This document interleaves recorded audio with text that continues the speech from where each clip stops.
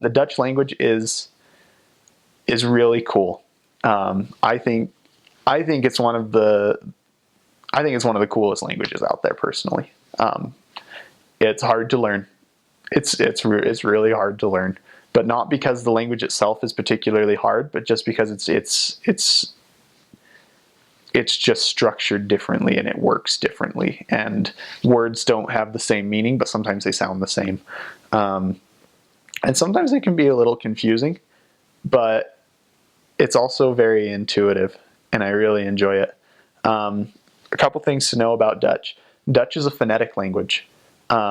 Everything, except for words that they've taken from other languages, everything is written the way it's pronounced.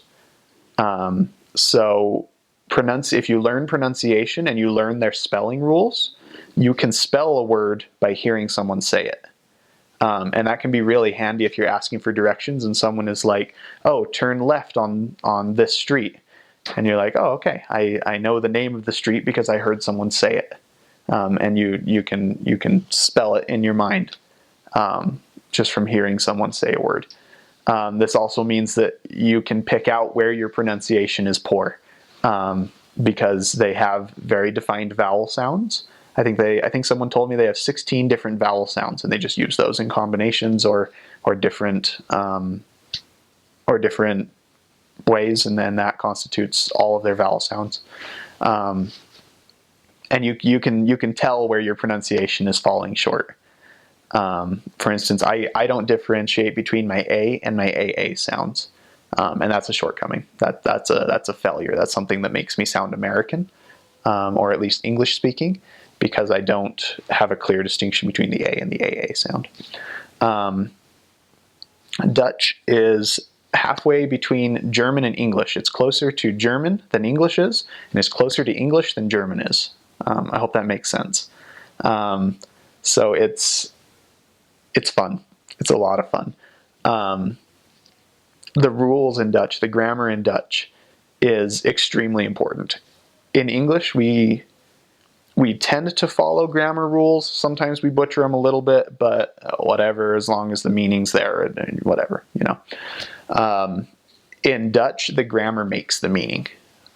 You use the grammar if you want to make sense. Like I said earlier, they'll understand if you use American grammar. They'll get it. But if you want to speak good Dutch, you have to learn the grammar and you have to learn the rules. And they're very simple. They're simple rules that are hard to apply and that have shades of meaning, which is a lot of fun. And the basic sentence structure is very easy. It's subject, verb, object, other things. So the verb always goes second. And then all other verbs go at the very, very end, which is fun. But if you're posing a question, the verb goes first. So it's fun. You got to pay attention. Often you can tell if someone is asking a question by the grammar rather than by the inflection, which is helpful. The more familiar you become with grammar, the easier it becomes to understand. And the easier it becomes to understand, the better your own pronunciation will become, because you'll begin paying attention to how they're saying what they're saying rather than trying to figure out what they're saying. Dutch does have a guttural in it. It has a guttural G. So instead of G, it makes a sound. So like Den Haag, H-A-A-G, Den Haag, or Groningen, G-R-O-N-I-N-G-E-N. Make sure I spell that right. Groningen. It doesn't have to be hyper pronounced. A lot of new missionaries come out with a really G, and that's very North Hollands, and it's not necessarily recommended practice. The G ranges from really, really hard in the north to really, really soft, just like a hard H, just in the south, in Belgium specifically. So just get to the point where it doesn't ruin your throat anymore to make some kind of sound. And once it's comfortable for you, just stick with that. You don't have to be coughing up your lungs every time you're saying a guttural G. fact, it gets really annoying really fast if a greenie comes out and is like, and you're just like, oh, come on. So, a couple things to be aware of that can be trippy. They roll their R's, and I've been told by Dutch people that if you don't have some kind of roll to your R, it's very hard for the Dutch to hear the R. I'm not very good at that. I tend to use kind of a fake stop in the middle of my R, and it just sounds kind of goofy. But if you know how to roll your R, it doesn't matter if it's in the front of your mouth or in the back, but just a very slight roll on most R's will make you much more understandable. They have diphthongs, which are vowels that start making one sound and end making a different sound. And those are usually extremely difficult for people to handle. I don't remember the majority of them because it just became second nature, but the one I really struggled with was their EU sound, which is O. O. And that's not even a particularly well-pronounced EU, but that's how I got through it. One way that Dutch missionaries often explain the EU sound to their missionaries is to quote Hermione Granger, where she says, "It's Wingardium Leviosa, not Wingardium Leviosa." And that Wingardium Levio, oh, that's the diphthong. That's the sound you want to make, Wingardium Leviosa.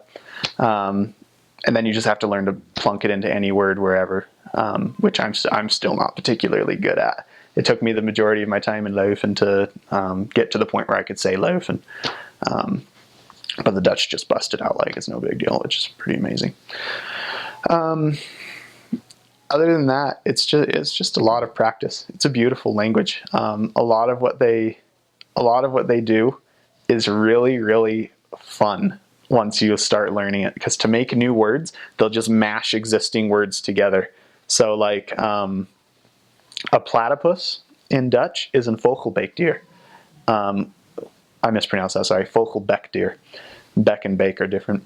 A vogelbeekdier translates to bird beak animal, which is a platypus.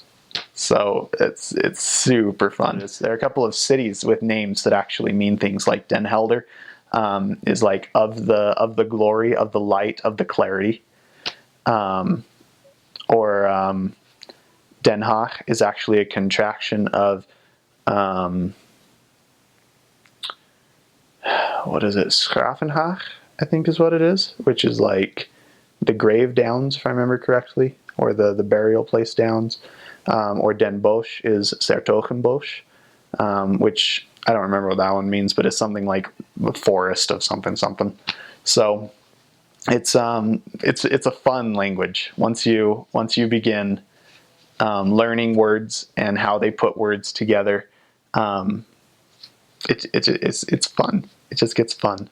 And often, if you don't know a word, you can say the English word, but with Dutch pronunciation, and that'll be either close enough that they'll understand, or that'll be the word you're looking for, which is just handy. It's just nice. It doesn't always work. There are a lot of times it won't work, but like I said, they're fluent in English, so they'll get what you're talking about. They borrow words all the time. The internet over there is just internet. Google is just Google. iPhone is just iPhone. Sometimes you get silly words like their old people tend to ride around on these little motorized, like little, I don't even know. They're kind of like those things people here go shopping with in the supermarket, where it has the basket on the front and they just sit in that chair and like and drive around the supermarket. Except old people there like ride those around like for reals. Like it's a serious thing. And those are just called scootmobiles. It's a scootmobile. I'm just gonna hop on my scootmobile and scoot around. So kind of fun. Verbs are easy to learn and they're fun to learn. Verbs always follow the same conjugation pattern. There are very few verbs that don't. Like to read is lezen, Lezen. to conjugate, you just cut off the en. So ich lese, I read. Hij leest, he reads. Zij leest, she reads. Het leest, it reads. And then, easiest part of all, if you're using a plural subject, so wij or we, jullie, plural you, zij, them, hij and zij, he and she, then you just say the verb. You don't do anything to it. Wij lezen, jullie lezen, zij lezen, hij and zij zijn aan het lezen. I mean, you just use a verb. So that's fun. It's easy to learn verbs and use them correctly. It's always just stem T